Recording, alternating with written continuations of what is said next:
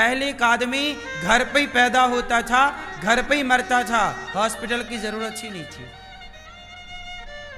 अब हॉस्पिटल में ही पैदा होता है और हॉस्पिटल में ही मरता है। पहले पैदा कहां होते थे? घर पे।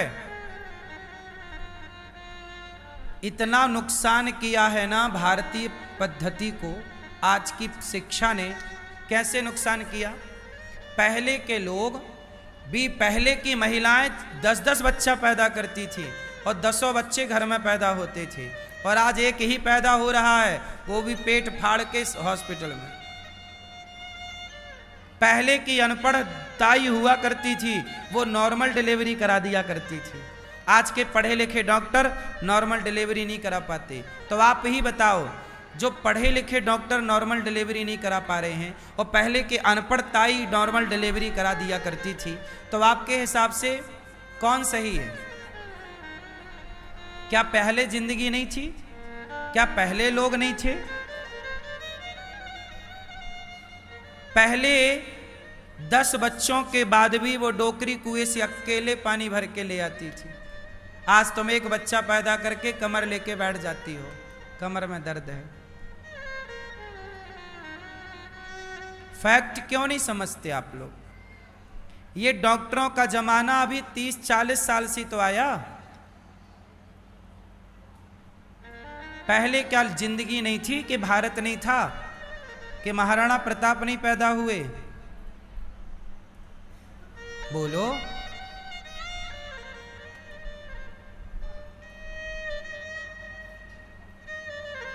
जहां नॉर्मल डिलीवरी हो सकती है वहां तो नॉर्मल ही करना चाहिए। जहां ठीक है कोई केस बिगड़ गया, पर आजकल डॉक्टर तो यही कह देते हैं, भाई केस बिगड़ गया, पानी चला गया, बच्चा उल्टा हो गया, घूम गया, फाड़ो पेट। इतना डरा देते हैं कि मरता क्या ना करता। डॉक्टर हैं कि डाकू हैं पता ही नहीं।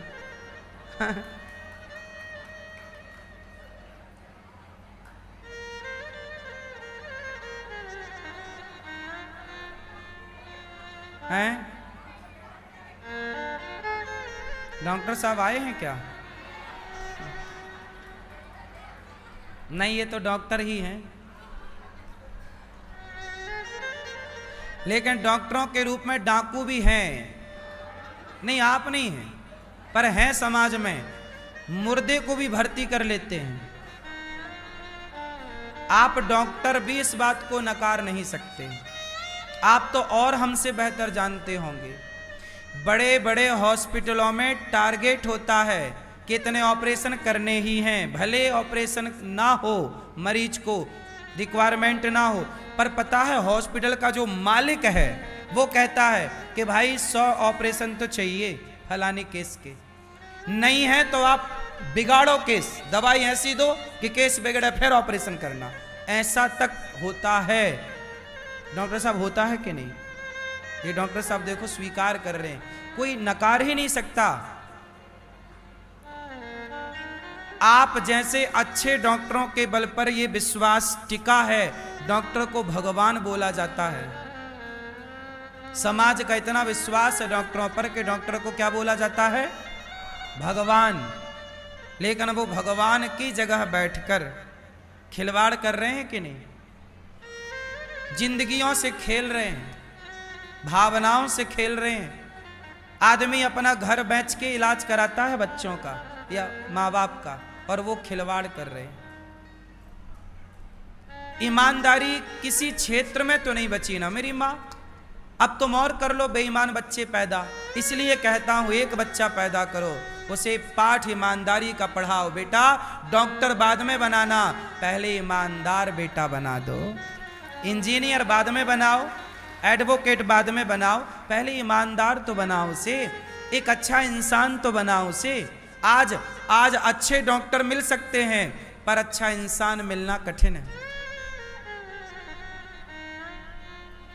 इसलिए हम अपने बच्चों को डॉक्टर बनाएं, पर डॉक्टर बनाने के पहले उसे एक बेहतर इंसान बनाएं।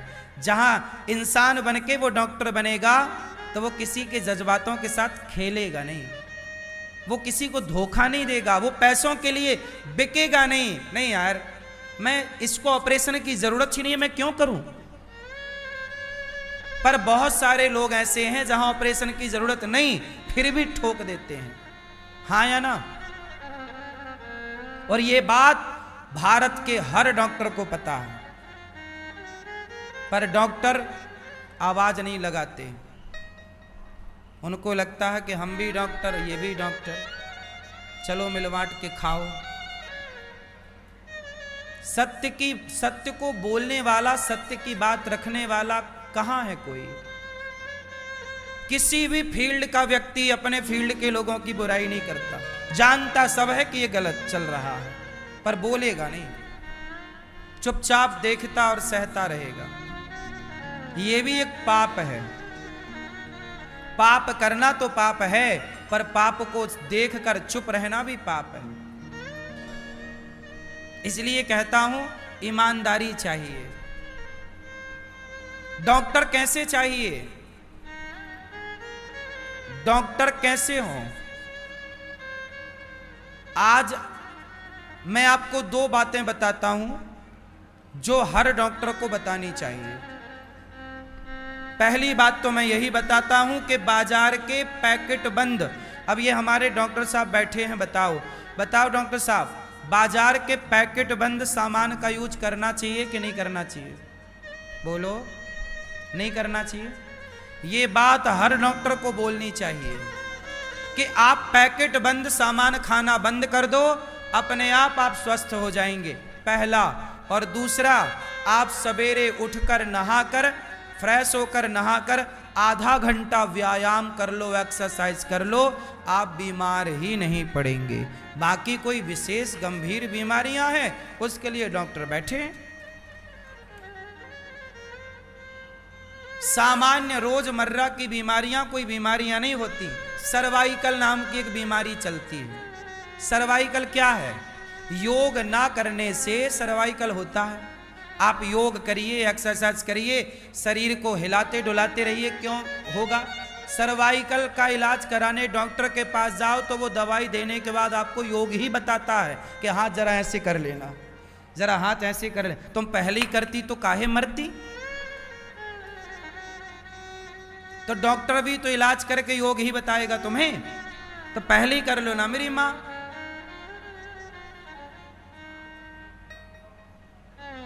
पहले की सास एक डॉक्टर थी। कैसे? स्त्री जब गर्भवती होती थी, जब आपका बच्चा 5 महीना पेट में रहता था, तो आपकी सास बोली पूरे घर में पोंछा लगाना है। पोंछा कैसे लगाते हैं? उकड़ू बैठकर। कैसे लगाते हैं? उकड़ू बैठकर। उकड़ू जानते हैं ना? उकड़ू बैठ के पोंछा लगाने से, पीछे चलने से नॉर्मल डिलीवरी की संभावना कई % बढ़ जाती है। ये डॉक्टर साहब बता देंगे, लेकिन ये बात आज का कोई डॉक्टर नहीं बता रहा है। ना तुम्हें उकड़ू बैठना आ रहा है।